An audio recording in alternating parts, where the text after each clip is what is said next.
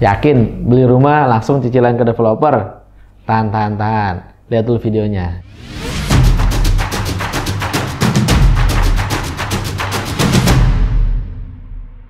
Halo teman-teman, bertemu kembali dengan saya Fahmi dari Get Home.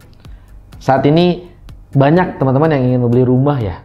Apalagi dari survei menyatakan bahwa keinginan masyarakat untuk membeli rumah di 2022 ini sangat-sangat tinggi kayak gitu. Pertanyaannya, yang ingin beli rumah apalagi dengan sistem kredit ya, apakah sistemnya menggunakan cicilan ke developer langsung tuh yang banyak sekarang ditawarkan, atau lebih aman menggunakan KPR? Apa sih perbedaannya? Kita bahas 7 perbedaan cicilan ke developer dan KPR. Yang pertama, perbedaan yang pertama adalah terkait tentang definisinya ya, kita batasi. Nah, cicilan developer yang dimaksud saat ini itu cicilan developer secara umum ya. Jadi teman-teman langsung menyicil pembelian rumahnya itu langsung ke developernya kayak gitu. Kan kalau di definisi lain ada yang dengan skema syariah gitu dan lain hal ya, developer syariah yang dan lain hal. Tapi pada saat ini kita batasi di cicilan developer yang dimaksud saat ini adalah yang secara umum gitu ya, yang dipakai oleh developer pada umumnya kayak gitu. Yang kedua KPR ya, perbedaannya adalah kalau tadi buat yang cicilan langsung developer berarti ada dua pihak aja, ada customer, ada developer. Udah tuh antara dua pihak saja secara langsung. Adapun KPR itu pembelian rumah dengan menggunakan pembiayaan dari pihak ketiga yaitu perbankan. Sehingga nanti buat membeli rumahnya itu teman-teman nanti akan dibantu pembiayaannya oleh perbankan, baik itu bank konvensional atau syariah gitu ya. Itu bisa yang dimaksudnya secara umum ya, jadi baik itu banknya syariah atau konvensional, ini bahas secara umum kayak gitu.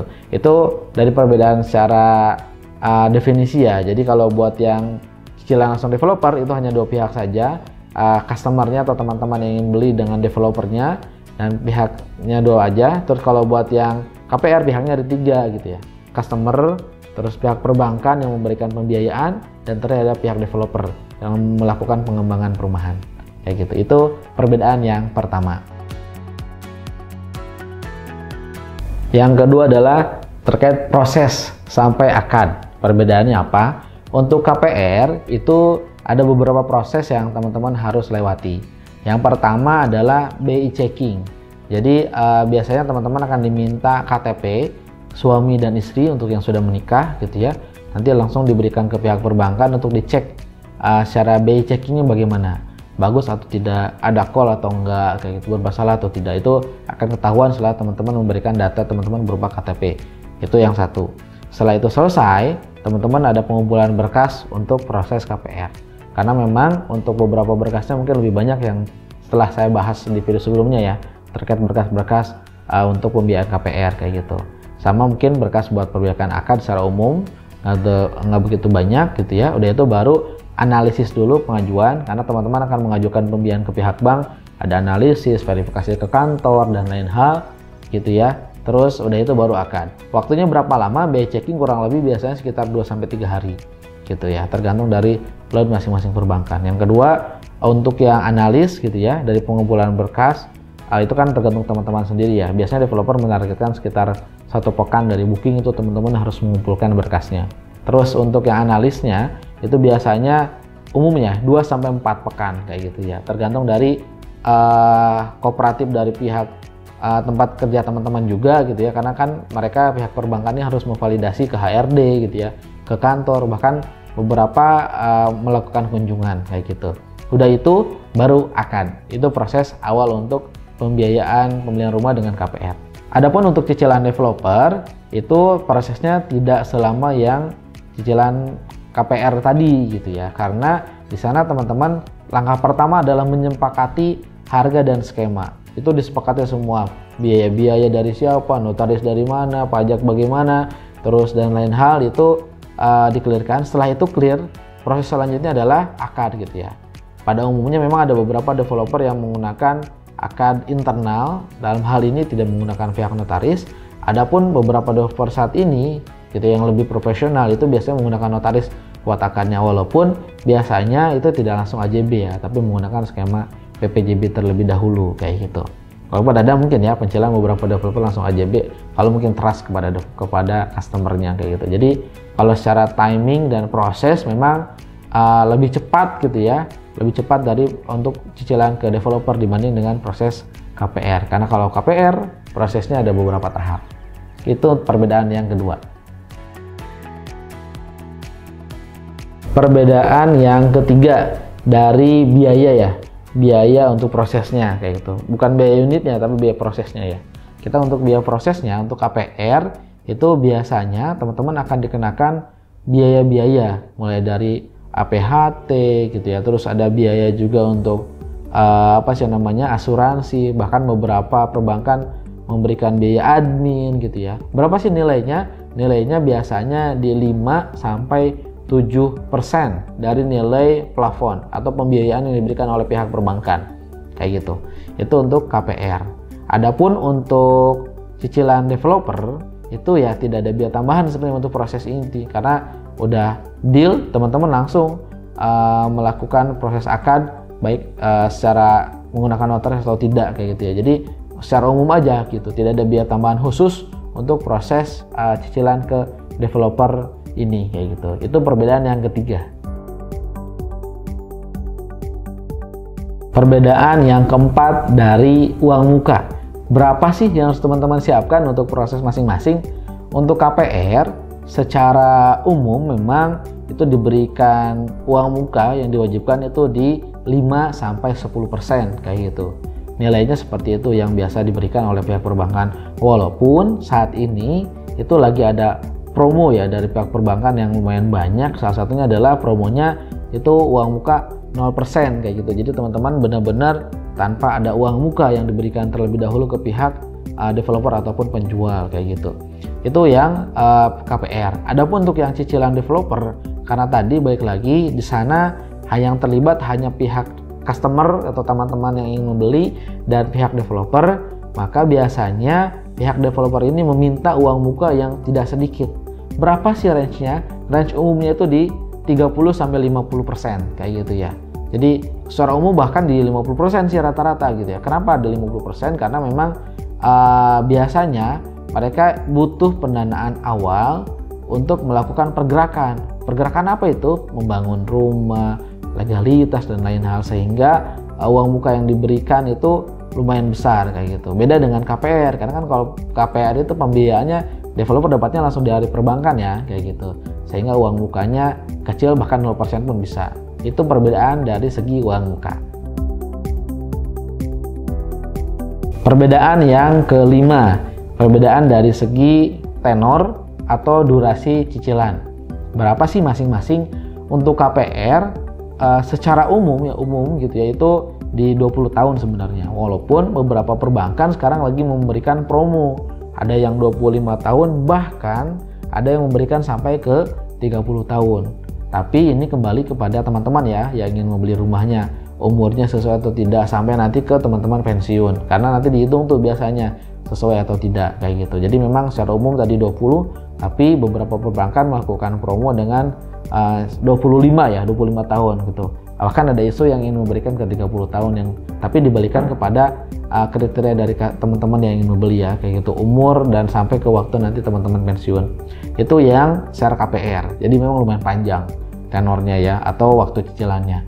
Adapun untuk cicilan ke developer pada umumnya itu memang tidak lama. Berapa lama sih umumnya? Umumnya hanya 1 sampai 2 tahun saja pada umumnya. Kenapa seperti itu? Ya balik lagi karena kan sumber pendanaannya dari customer langsung, sehingga developer membutuhkan putaran dan dia tidak bisa nahan selama-lama itu kayak gitu ya. Sehingga memang untuk tenor yang diberikan umumnya hanya di 1 sampai 2 tahun. Walaupun ada beberapa developer yang memberikan promo gitu ya, promo khusus misalnya 3 tahun, bahkan ada yang sampai ke 5 tahun. Itu ya, tapi itu mungkin khusus ya gitu ya, atau hanya terbatas kayak gitu ya.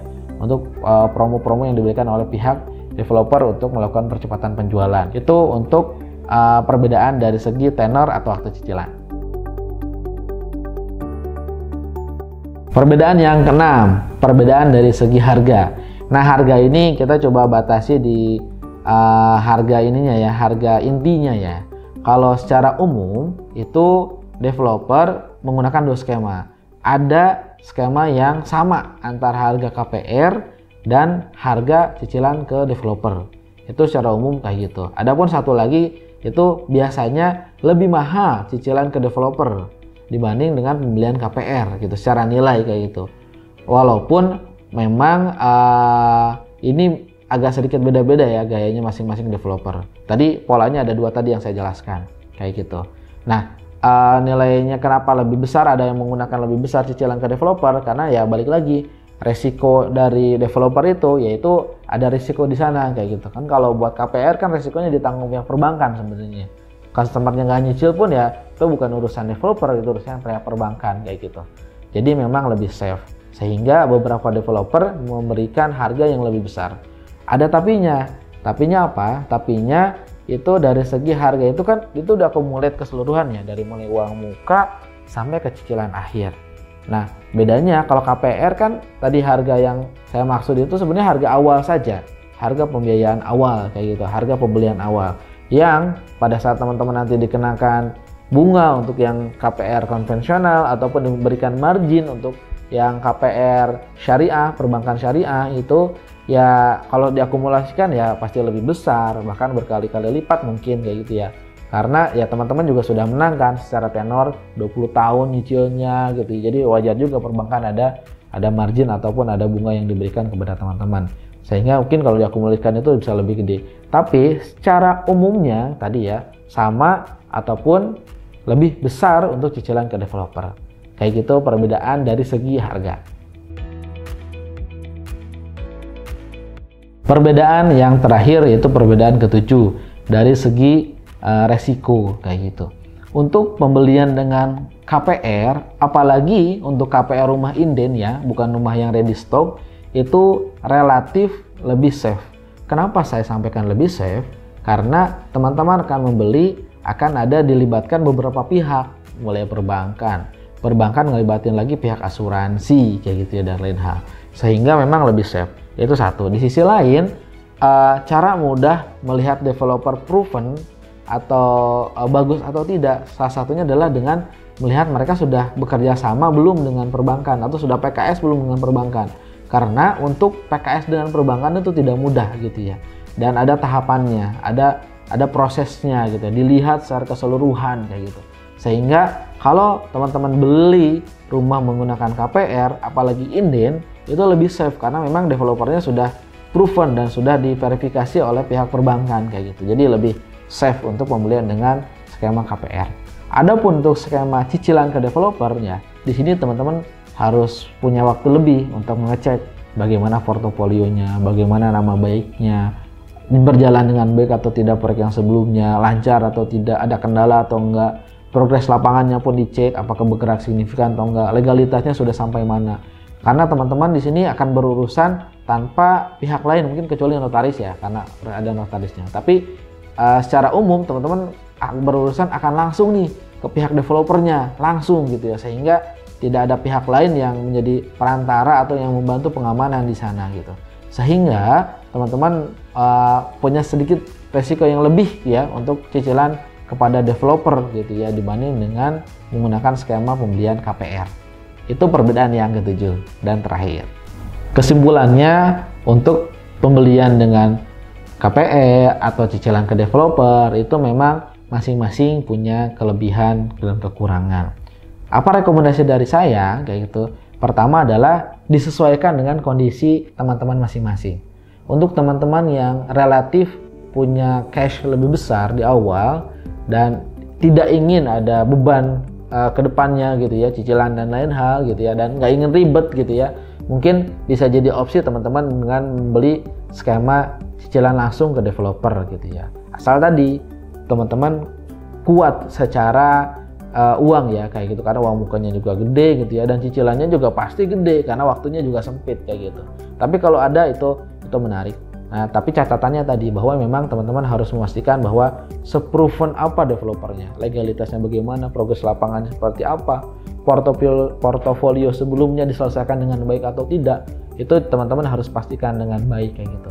Tapi kalau untuk yang teman-teman mungkin dengan uang muka yang tidak ada begitu besar gitu, bahkan misalnya ingin 0% kayak gitu ya, dan lebih safe gitu ya. Kan teman-teman gak ada waktu misalnya buat memverifikasi, mengecek berulang-ulang gitu ya. Nah itu teman-teman bisa menggunakan opsi kedua dengan pembiayaan dari pihak perbankan kayak gitu. Karena memang pun saat teman-teman nanti ada rezeki lebih, ingin melakukan percepatan pelunasan ke perbankan juga saat ini kan sudah diperbolehkan ya. Untuk yang konvensional umumnya memang sudah boleh, paling ditambahkan beberapa cicilan saja sebagai denda gitu. Adapun untuk yang bank syariah saat ini juga sudah memperbolehkan kok melakukan pelunasan lebih cepat kayak gitu. Walaupun misalnya ada tambahan margin, katanya bahasanya negosiasi margin kayak gitu. Sehingga balik lagi kepada diri kita harus mengenali diri kita. Mana yang kira-kira skemanya lebih tepat dan sesuai. Balik dari kepada kemampuan. Jangan paksakan pada saat itu memberatkan. Itu saja mungkin yang bisa saya sampaikan untuk kesempatan kali ini, mudah-mudahan membantu teman-teman. Oh iya lupa, jangan lupa komen ya. Komen kalau nanti ada pertanyaan-pertanyaan atau ingin ada bahasan yang lebih lanjut, bisa di kolom komentar bisa disampaikan, dan like dan subscribe channel ini biar memberikan manfaat lebih besar untuk semuanya. Saya Fahmi, see you in the next video.